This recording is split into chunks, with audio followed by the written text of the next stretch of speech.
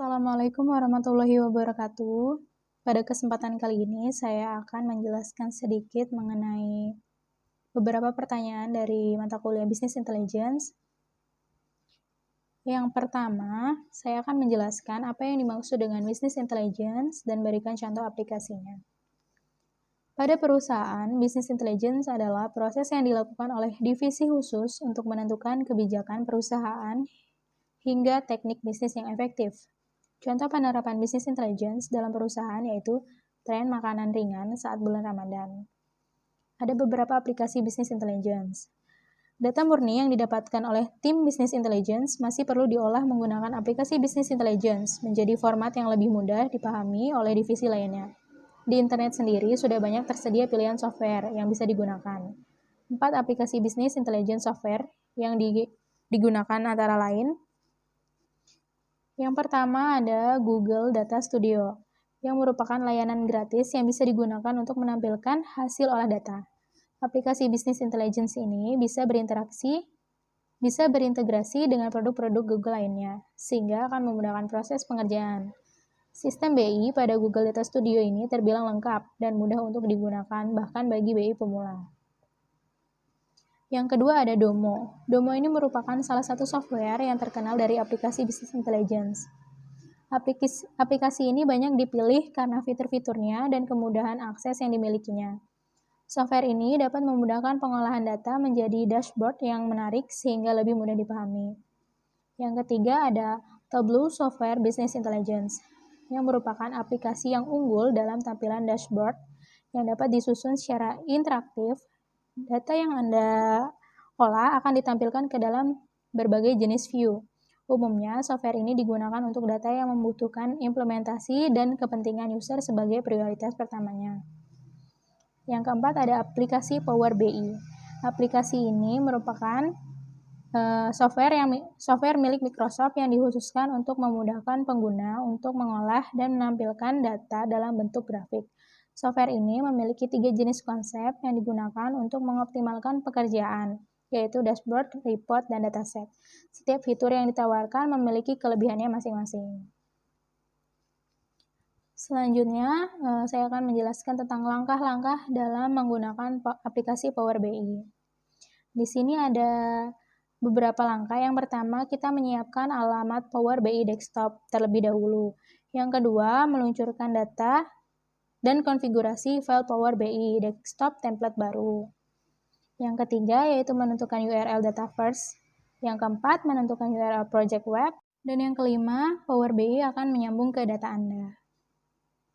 Di langkah yang pertama, kita juga memiliki beberapa langkah-langkah nih. Yang pertama, unduh panduan penyiapan. Di folder unduhan, temukan dan buka file bernama pbid desktop setup.x. Lalu ikuti instruksi untuk menyelesaikan instalasi. Sebelum menginstal template Power BI, kita harus memiliki langganan untuk project paket 3 atau project paket 5. Langganan untuk langganan Power BI atau Power BI Pro.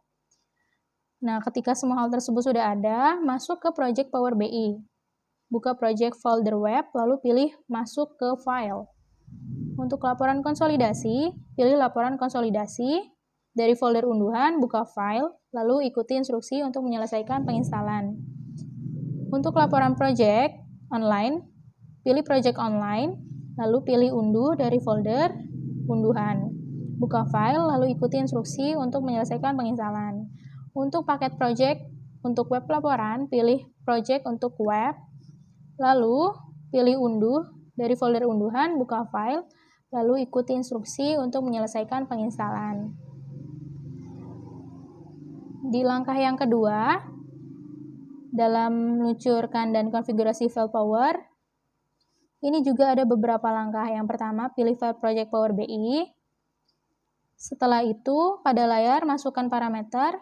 Di bidang URL inversi data, ketik URL instant data first, dynamic 365. Selanjutnya, di bidang PWA URL, ketikkan URL situs project online. Yang keempat, yaitu Power BI Desktop akan meminta kita untuk mengotentikasi dengan akun Microsoft 365 A5. Pilih akun organisasi, lalu masuk dan ketik kredensial kita. Sebuah pesan akan ditampilkan yang memberitahu kita bahwa kita sedang dimuat. Nah, ini bergantung pada jumlah proyek, tugas, dan sumber daya di sistem. Ini mungkin butuh beberapa waktu. Jika mendapatkan kesalahan selama proses pemuatan yang mengatakan bahwa akses ke sumber daya dilarang, periksa izin pengaturan sumber data, dan kita akan diarahkan dengan beberapa langkah berikut ini. Yang pertama, di pita, pilih Edit Query, lalu pilih pengaturan sumber data. Selanjutnya, pilih izin global, pilih URL sumber data, lalu pilih Edit Izin di bagian bawah layar. Yang ketiga, yaitu pada layar Edit Izin, pastikan tingkat privasi diatur ke organisasi. Yang keempat, verifikasi bahwa untuk kredensial, tipe diatur ke akun organisasi. Jika tidak, pilih Edit, lalu pilih akun organisasi di panel kiri, dan masuk dengan kredensial kita. Pilih Simpan, lalu verifikasi bahwa tipe kredensial telah berubah. Dan yang kelima, ikuti langkah 1-5 untuk setiap URL. Sumber data yang tersisa. Jika sudah selesai, pilih Tutup. Di langkah yang ketiga, yaitu menentukan URL data first. Project untuk web disimpan di pusat data Dynamic 365 Data First. Selanjutnya, saya akan menjelaskan perbedaan dari penggunaan Power BI dan Tableau. Tableau dan Power BI adalah dua platform analisis data terkemuka yang digunakan oleh berbagai organisasi dan individu di seluruh dunia. Kedua platform ini menawarkan kemampuan yang hebat untuk memvisualisasikan data, menganalisis informasi, dan membuat laporan yang informatif dan mudah dipahami. Namun ada perbedaan yang signifikan antara keduanya, yang harus dipertimbangkan sebelum memilih platform yang sesuai dengan kebutuhan kita. Tableau adalah platform analisis data yang sangat fleksibel dan kuat, dengan antarmuka pengguna yang intuitif. Tableau memungkinkan pengguna untuk membangun visualisasi data yang menarik dengan cepat dan mudah. Tableau juga menawarkan kemampuan untuk terhubung ke berbagai sumber data, termasuk Excel, MySQL, dan Oracle. Platform ini juga dilengkapi dengan fitur-fitur analisis yang kuat, seperti kemampuan untuk membuat laporan, interaktif, dan mengeksplorasi data dengan lebih detail. Di sisi lain, Power BI merupakan platform analisis data yang dikembangkan oleh Microsoft Power BI. Power BI memungkinkan pengguna untuk membangun visualisasi data yang hebat dengan mudah menggunakan antarmuka pengguna yang sangat serupa dengan Microsoft Excel. Platform ini juga memiliki kemampuan untuk terhubung ke berbagai sumber data, termasuk Azure, SharePoint, dan Salesforce. Fitur-fitur analisis yang kuat, seperti kemampuan untuk membuat laporan interaktif dan memprediksi hasil juga tersedia di Power BI. Namun, ada beberapa perbedaan signifikan antara Tableau dan Power BI yang harus dipertimbangkan sebelum memilih platform yang tepat untuk kebutuhan kita. Salah satu perbedaan utamanya adalah harga. Tableau lebih mahal daripada Power BI dan membutuhkan biaya lisensi yang cukup tinggi. Sementara itu, Power BI adalah pilihan yang lebih ekonomis. Bahkan ada versi gratis yang tersedia, namun versi gratis hanya menyediakan fitur-fitur dasar dan terbatas. Selain itu, Tableau umumnya dianggap lebih mudah digunakan oleh pengguna yang kurang berpengalaman dalam analisis data, karena antarmukanya yang lebih intuitif. Namun, Power BI mungkin lebih cocok bagi pengguna yang sudah terbiasa dengan produk-produk Microsoft seperti Excel. Kesimpulannya, kedua platform analisis data ini memiliki kelebihan dan kekurangan masing-masing. Untuk memilih platform yang tepat untuk kebutuhan kita, pertimbangkan harga, kemampuan analisis, dan antarmuka pengguna yang sesuai dengan kebutuhan Anda. Terlepas dari platform mana yang kita pilih, keduanya menawarkan kemampuan yang luar biasa untuk membuat kita memahami data dan mengambil keputusan yang lebih baik berdasarkan informasi yang tepat dan akurat. Selanjutnya, apakah bisnis intelijen itu penting dalam sebuah perusahaan? Dan apa urgensi tersedianya aplikasi BI?